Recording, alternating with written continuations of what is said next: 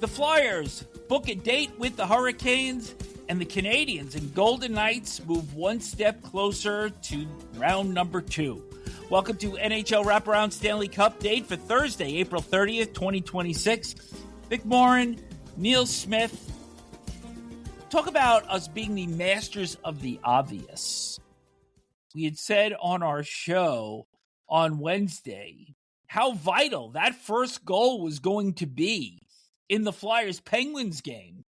We just didn't know it was going to be the only goal. Yeah, and how often do you see a 0-0 game in the playoffs go into overtime? It's not very often in these days with the amount of goals that are scored. This was a terrific game. I thought personally Pittsburgh outplayed Philadelphia most of the game. Both goaltenders were absolutely fantastic. Vladar and Shilov, so the power plays, there were penalty killing, there were special teams, but nobody could find a way to get the puck behind Artur Shilovs and or at the other end with Vladar. But what was notable that Matvei Michkov was back in the lineup, the Flyers, after being sat in Game 5. Alex Bump stayed in the lineup as well, who was Michkov's replacement, and Garnet Hathaway was out for the Flyers. So Rick Tocchet doing a little movement here, trying to maybe jumpstart Michkov. And I thought you take the good and the bad with this guy, that he was fairly effective in this game and certainly had a role in that overtime winner. Garnet Hathaway is a guy that is always noticeable in the games, yapping at the other players. You remember him and Crosby? He was in the box yelling at Crosby for faking the little tap on the face in the face-off circle early in the series. So his presence or lack thereof was felt last night as well. But there's no doubt that Michkov contributes offensively. It's the defensive liability that he brings that can drive a coach nuts. Talking about the Crosby-Hathaway incident, what'd you make of the somewhat spear by Blake Lizotte on Porter Martone? It could have been called spearing because it was spearing, but it wasn't a hard spear or an intentional spear, and Martone tried to make it look like he'd got him in the family jewels when he really hadn't. It had gone past there and hit him in the inner leg, and, you know, in the playoffs, everybody's trying to get an edge and fake something, but it didn't work this time with Martone. So you don't think he was really fondued there? Not at all. I could see he wasn't. I thought what was very intriguing during the course of this game was the approaches by both clubs. And I thought the Flyers were incredibly conservative in this game. I think they wanted to be certain that there would be no odd man rushes against them. They had little to no forecheck the entire night. And I'm thinking, how are they going to be able to win this game without any sort of forecheck? All of their chances, or the majority of them throughout the night, came on rushes, and usually those were one and done, while Pittsburgh appeared to me to have way more sustained action and control in the Flyers' end. And I thought it was just going to be a matter of time before the Pens broke through. I thought so too. I thought their control of the puck, the way they could set up in the Flyers zone, was better than the Flyers in the Pens zone. I thought there was more scoring chances for the Penguins from my eyes, not from a stat sheet that I saw. But you never know. When you have it that thin of a margin of a tie game and it goes into overtime, you just never know what can happen. And sure enough, most people didn't think would happen, did happen. We could go over the entire litany of scoring chances in this game. It just wouldn't make any sense. It would probably take away from the big moment that came late in overtime. But Michkov, going back to him, had a breakaway, had other good chances. Towards the end of regulation time, Tommy Novak maybe had the best chance to score for Pittsburgh, got a shot through a screen, and it hit the post. And then Dan Vladar had to stop Brian Rustin close. In the overtime, it was Silovs on Konechny, and then Vladar on Anthony Mantha, who's definitely underperformed throughout this series from a scoring standpoint. But still, the way these two teams were playing into this overtime sustained the entire night right to the end. Absolutely. They played this game conservative. The Penguins dented the bar numerous times, though. And Vladar, I always say, I hate when an announcer says, oh, he beat the goaltender and it hit the post. No, he didn't. The post is part of the goaltender's equipment. He knows where that is. And if it hits the post, it didn't go in. That's all that matters. It either went in or it didn't. And for Vladar, they might have hit the post several times on him, but he was terrific throughout the game. 42 saves in all. So right before the winning goal, the best push for the Flyers was Martone right out in front. I thought he had this one, and the puck just happened to hit Seeloff's stick that was laying on the ice. He didn't even have a stick in his hand. So, yeah, that was a great opportunity by the Flyers at that point. But then we get to 1732. And as much as the Flyers were only having their one and dones and not really forechecking a lot, here's an X factor, and that's an offensive zone faceoff that was won by Noah Cates. And he gets it to Michkov. Cates goes down after he wins this draw, but goes straight to the net. Puck gets to Cam York. He just flings it goalward, and through the screen, the Flyers advance to round 2 with a dramatic overtime win. And I got to tell you, I have not seen a guy pinwheel a stick into the crowd like that since Messier, the night the Oilers won their first Stanley Cup in 1984.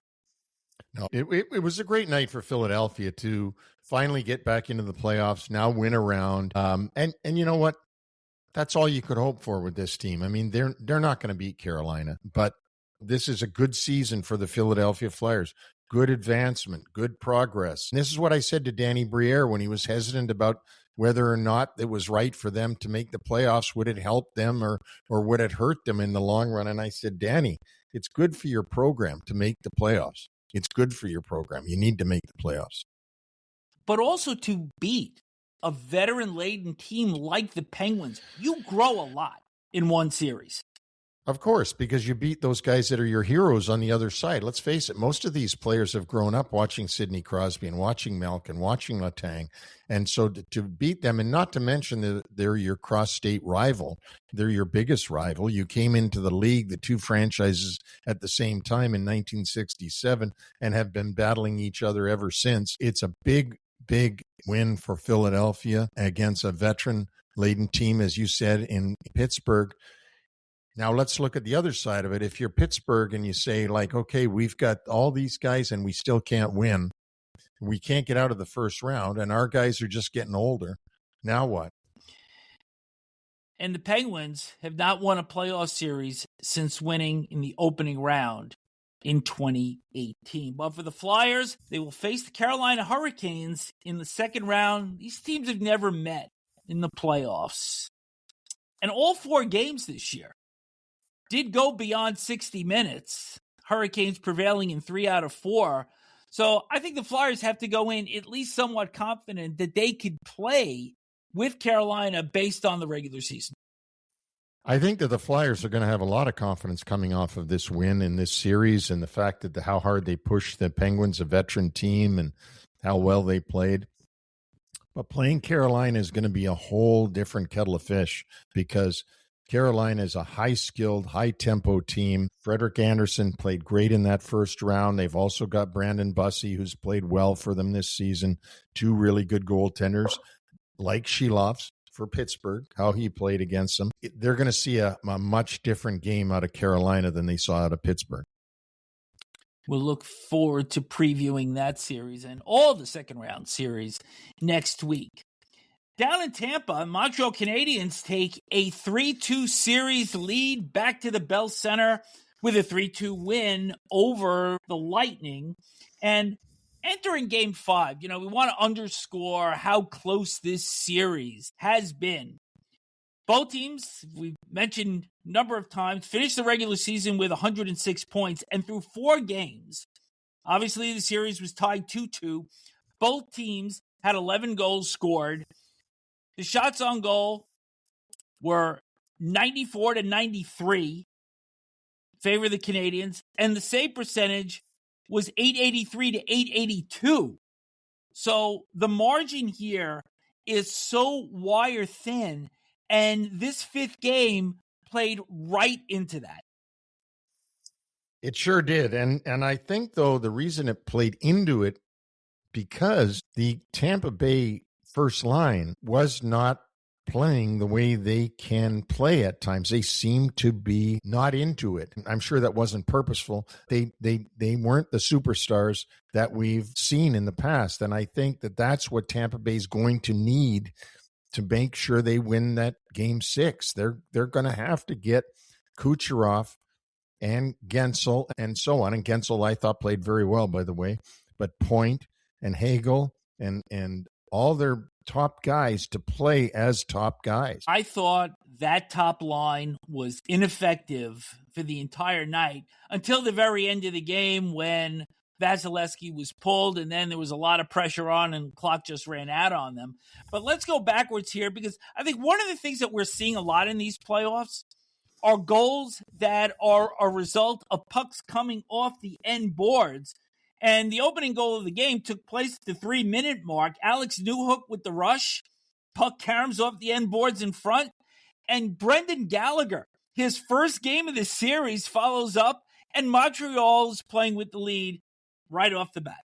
And Brendan Gallagher hadn't played for 4 games, comes in late and is able to put that in. And the euphoria on his face was unbelievable that he got in, and within 3 minutes of his first game back in the lineup had scored the opening goal. Canadiens had a chance to extend their lead, had a 4-minute power play on a Ryan McDonagh high stick, but only got one shot on goal, and actually the best chance was by the Lightning's Oliver Bjorkstrand.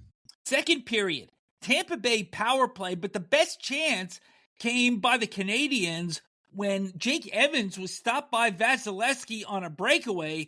Then 32 seconds after that power play expired, it's a 2-on-1 Dominic James with Ryan McDonagh, and it's James finishing the play off to even the game at a goal apiece. But the cheering only lasted for 11 seconds because right after the ensuing faceoff, it's a great power move by Kirby Dach with a neat little move on Gage Gonsalves.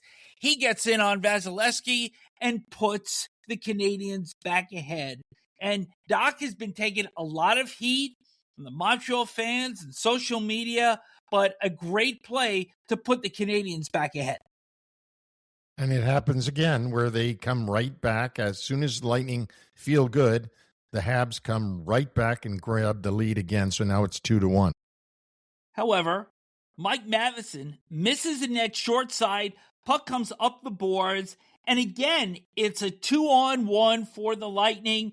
And if you put the Dominic James goal and this shot by Gensel next to each other, they looked exactly the same. Game's tied at 2. And Gensel, is not going to make a mistake when he's got an opportunity like this. He's too good of a goal scorer.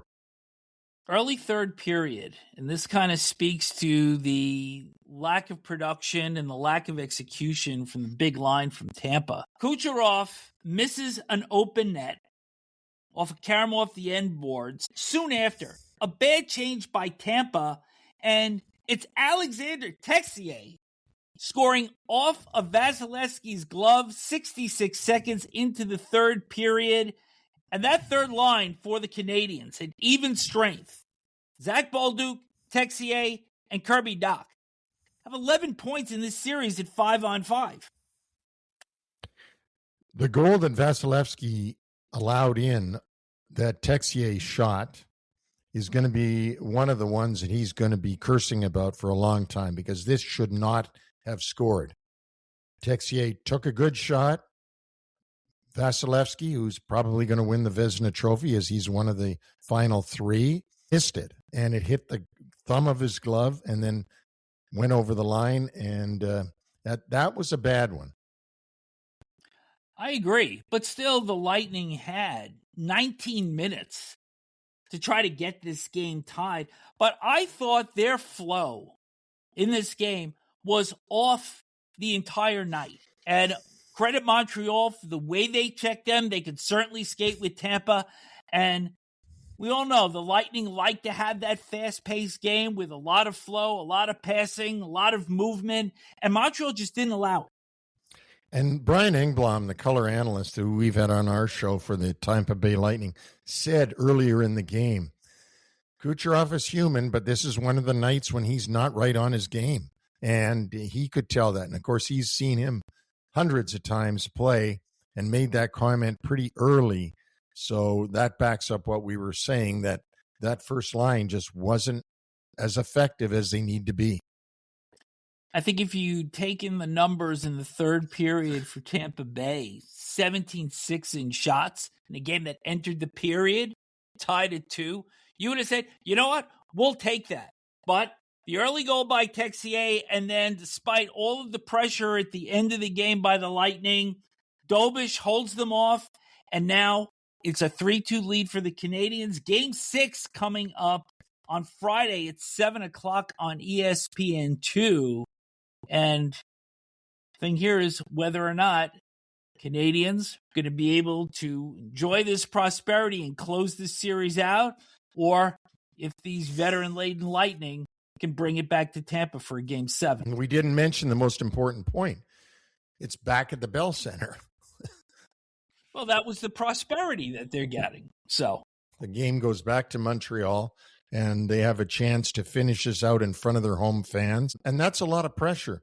That's probably a lot more pressure than they felt last night playing on the road. So we'll see what happens here. Want to take any guess on what do you think is going to happen? We Prediction? do that tomorrow. Nope, I'm not venturing. I have to, do all my work and make sure that I have the pick exactly where I want it. So no, I hear I'm some not saying, you know what? If I get it right, you know where you can stick that clock. So last game of the night, which actually, if you were on the East Coast, carried into the early morning hours, the Vegas Golden Knights take a 3-2 series lead over the Utah Mammoth with a 5-4 double overtime win. And in this game, back and forth throughout, I think the Mammoth know they can play with the Golden Knights. There's little question about that because this series has been so tightly contested since Game 1, but they let a late lead get away and then a big double faux pas by one player in the overtime that we're going to get to.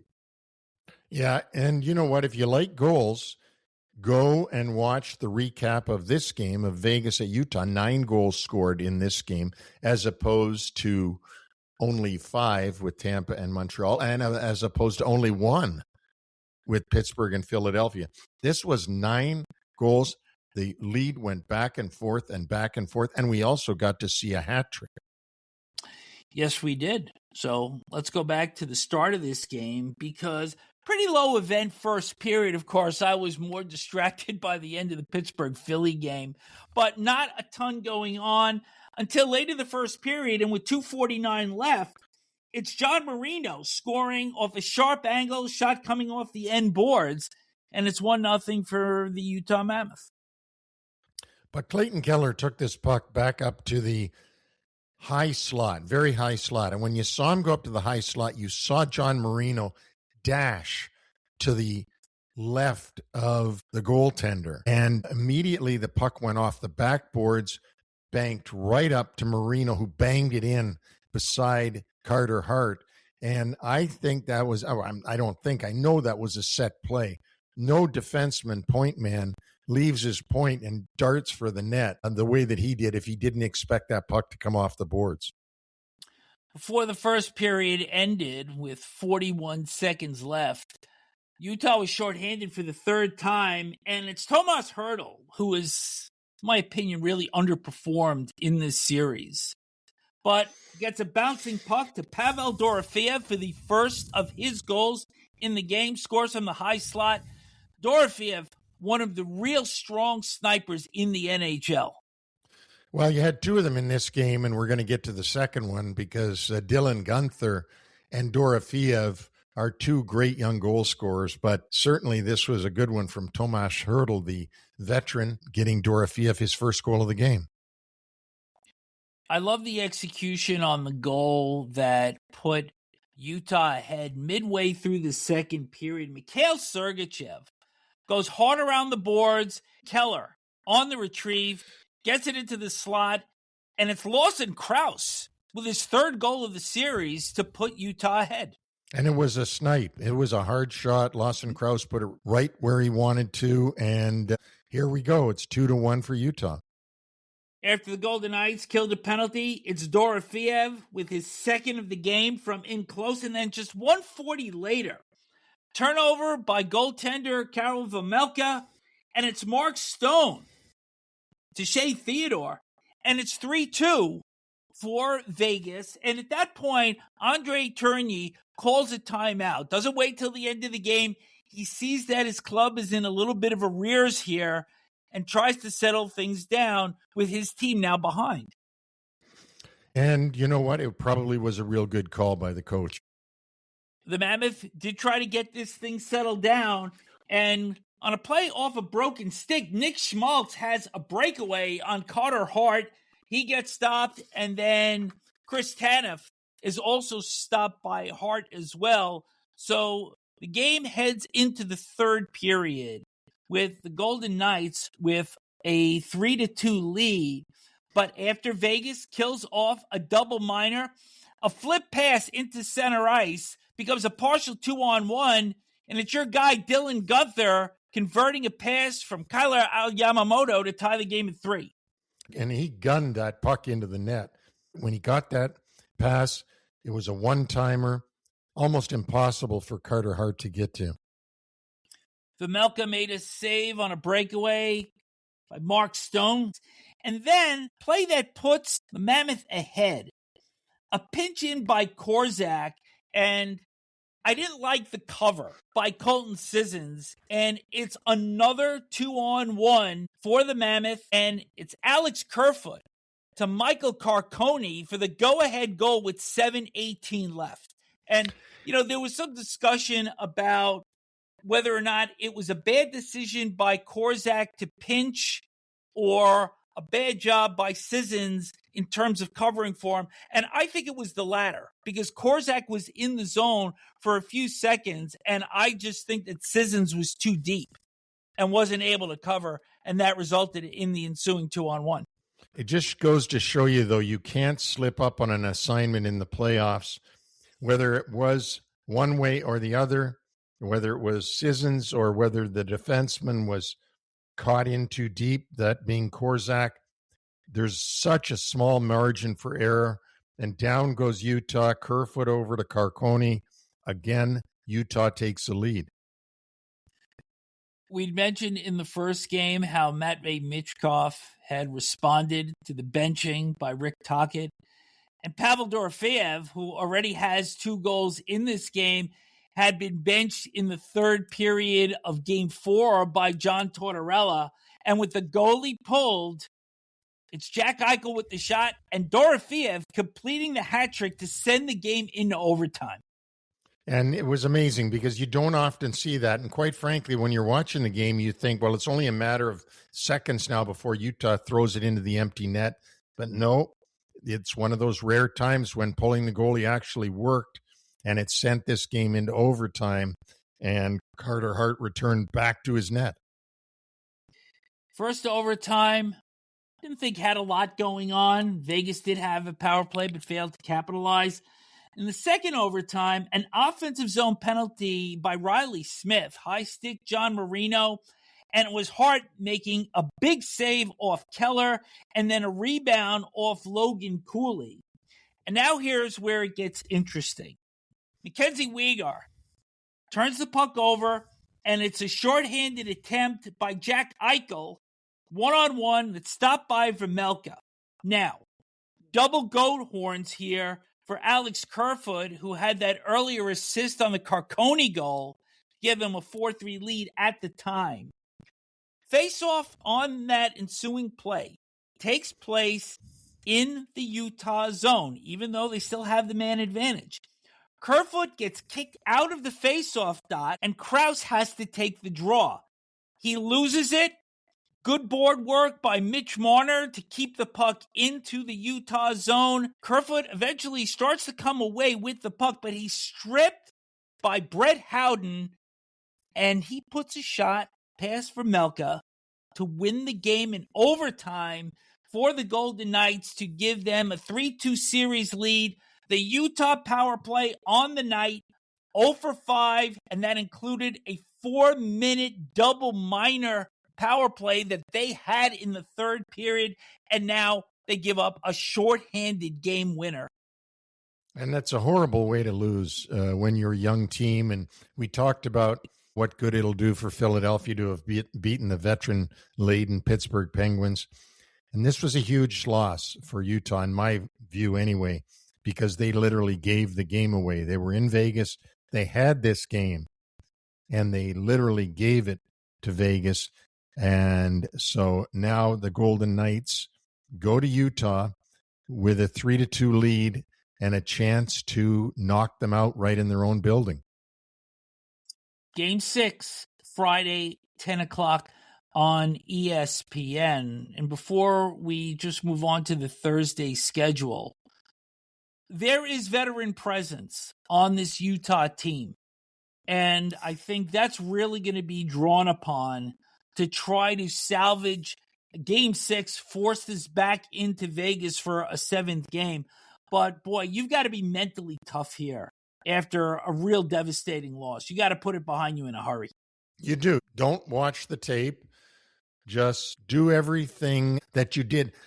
Get rid of the mistakes that you made in this game. Like, just tighten it up, because you played a good game. You played a game where you were good enough to beat Vegas, but you gave it to them. So no more. Don't do that anymore. That's sort of the self-talk that'll go on with this team. A lot of self-inflicted wounds that they're going to have to cure by the time they play Game 6 on Friday night. The Thursday schedule, Neil, and this is something that I absolutely love about Stanley Cup playoffs, is when a higher seed has to go on the road in a 6th game to try to salvage their season. And we're getting that in both games on Thursday. The early game, 7:30 Eastern on TNT, Dallas at Minnesota. The Wild lead the series 3-2 and will be seeking their first series win since 2015. There will be a raucous crowd for sure in St. Paul. Isn't it amazing, too, that you're seeing actually the former Minnesota North Stars coming in to play the current Minnesota Wild? And all that went on between these two teams because they moved to Dallas, and the Minnesota folks not forgiving them for that. And so I'm sure there's nothing they would like more than to put the dagger into the Stars tonight. I miss the Met Center. Yeah, well, it's long gone. Prediction on this game? I'm going with Dallas Stars, pushing it back to 7. I'm going to agree with you. I think these teams are that close, and I think if Dallas can get the upper hand in this game, I think they'll be able to bring it back for a concluding match. Other game, 10 o'clock Eastern on TNT. Edmonton at Anaheim. The Ducks trying to close this one out. It's already been reported that Chris Knobloch will be playing Connor McDavid and Leon Draisaitl together. So in an elimination game now, actually the second one for the Oilers in the series, he's going to load up his big guns to try to bring this home for a 7th game. All right, so who do you got in this one? I went first on the last game. This one's tough. Well, they're all tough. I mean, who are we kidding here? I think the Oilers are going to figure out a way to defend in this game just well enough to bring it home. I don't think McDavid is ready to go home quite yet. Well, I'm going to say the Ducks are going to waddle out of the arena with a victory. All right, so we're a little bit different here. Well, that's good. All right, so let's go back to our predictions of Wednesday night. I think we both had the Golden Knights. I think we both had the Lightning. But the difference is I had the Flyers and you didn't. No, I had Pittsburgh. I was wrong on Tampa Bay. I was wrong on Pittsburgh, and I was right on Vegas. You were right on Philadelphia, and you were right on Vegas. So 2-1 for you. How do you like looking up at me? I don't.